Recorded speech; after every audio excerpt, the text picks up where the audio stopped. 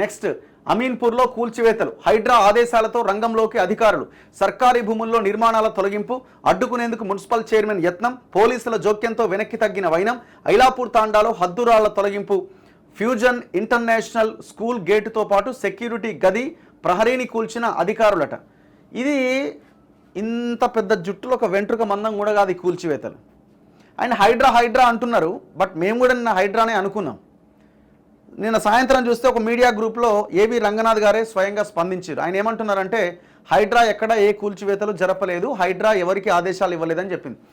Municipal లోకల్గా ఉన్న అధికారులే కూల్చేశారు, సో వాళ్ళు మా పనిని సులభతరం చేస్తున్నారు, వాళ్ళు ముందుగానే కూల్చేస్తున్నారు, ఇది గుడ్ ఇనిషియేటివ్ అని ఆయన మెసేజ్ పెట్టడం జరిగింది. సరిగా తెర వెనకాల వాళ్ళు లేకుండా ఎవరి కోఆర్డినేషన్ లేకుండా జరుగుతుందైతే నేను అనుకుంటలేను. సరే, ఏదేమైనా కూల్చివేతలు స్టార్ట్ చేసిరు, ఓకే. మరి అదే సమయంలో ఇదే అమీన్పూర్లో మేము ఎన్ని చూపించినాం మీకు, ఎన్ని కన్స్ట్రక్షన్స్ చూపించినాం. అరే తూములు మొత్తం అడ్డంగా కబ్జాలు పెట్టి తూములు మొత్తం మూసేసిన అదిత్రిని చూపించినాం, నాలాని కన్వర్ట్ చేసిన అవంతిక వెంచర్ని చూపించినాం, కేటీఆర్ డ్రీమ్ ప్రాజెక్ట్ అని అర్బన్ రైజ్ అనే ఒక కంపెనీ, దాంతోపాటు ఆనుకొని ఉన్న అమయ కన్స్ట్రక్షన్స్ అనే జడ్చర్ల మాజీ ఎమ్మెల్యే లక్ష్మారెడ్డి కంపెనీ మొత్తం నాలాని డైవర్ట్ చేసిర్రు. గవర్నమెంట్ సొమ్ముతోని నాలా డైవర్ట్ చేసి కొత్త నాలా కట్టిరు. ఆ నాలా వల్ల కాలనీలు మునుగుతున్నాయి. అమీన్పూర్ చెరువును కబ్జా చేసిండు గూడెం మహిపాల్ రెడ్డి బ్రదర్స్. ఇట్లా ఇన్ని ఉన్నాయి కదా, మరి వీటి మీద ఎందుకు ఫోకస్ చేయట్లే? మరి ఇవి ఎప్పుడు కూలుస్తారు? ఇప్పుడు హైడ్రా వెళ్తుందా? వీటి కోసం క్లారిటీ వాళ్ళు దయచేసి. ఎందుకంటే ఈ రాష్ట్రంలో భయంకరమైన కబ్జాలు జరిగిన ఏరియా ఏదైనా ఉందంటే అమీన్పూరే. మరి తక్షణం వాటి మీద స్పందించాలా?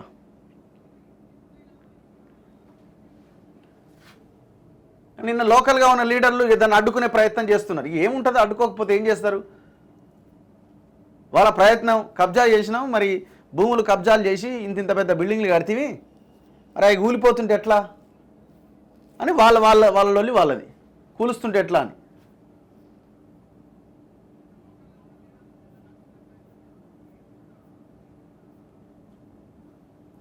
ఫ్యూజన్ స్కూల్ కట్టడాలు తొలగిస్తున్న రెవెన్యూ సిబ్బంది.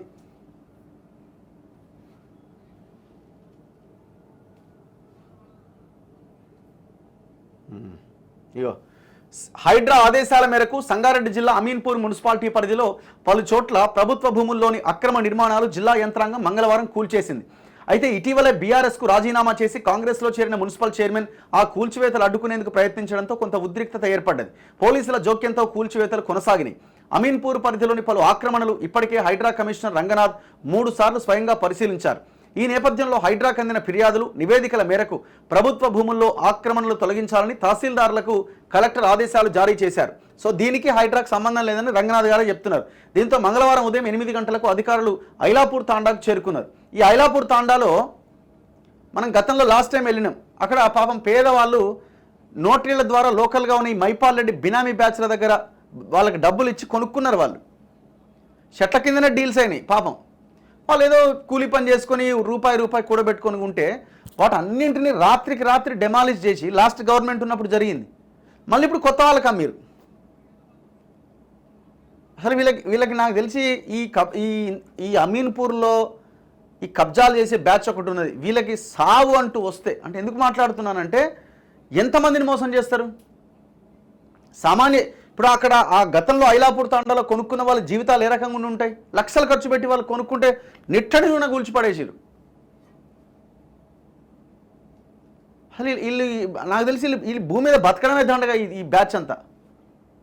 అంత భయంకరమైన కబ్జాలు ఓన్లీ ఇన్ పటాన్ చెరు అమీన్పూర్ ఏరియాలో ఉన్నాయి. మనకు అసలు ఊహకు కూడా అందే ఆ కబ్జాలు.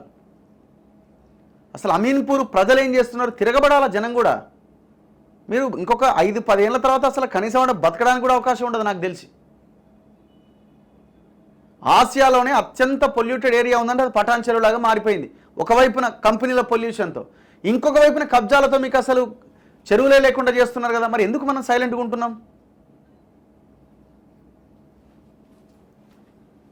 ప్రభుత్వ భూమిలో వేసిన లేఅవుట్ హద్దురాలు తొలగించారు. అక్కడ నిర్మించిన గదిని నీలమట్టం చేశారు. అది ప్రభుత్వ భూమి అని పేర్కొంటూ బోర్డు ఏర్పాటు చేశారు. తర్వాత అమీన్పూర్ మున్సిపాలిటీ పరిధి బందంకొమ్ము రోడ్డులో ఉన్న సర్వే నెంబర్ 462లో ఆక్రమణలు తొలగించారు. ఫ్యూజన్ ఇంటర్నేషనల్ స్కూల్ సెక్యూరిటీ గదితో పాటు గేట్ను ప్రహరీని తొలగించారు. సర్వే బృందాల సూచన మేరకు మార్కింగ్ చేసి హద్దులు ఏర్పాటు చేశారు.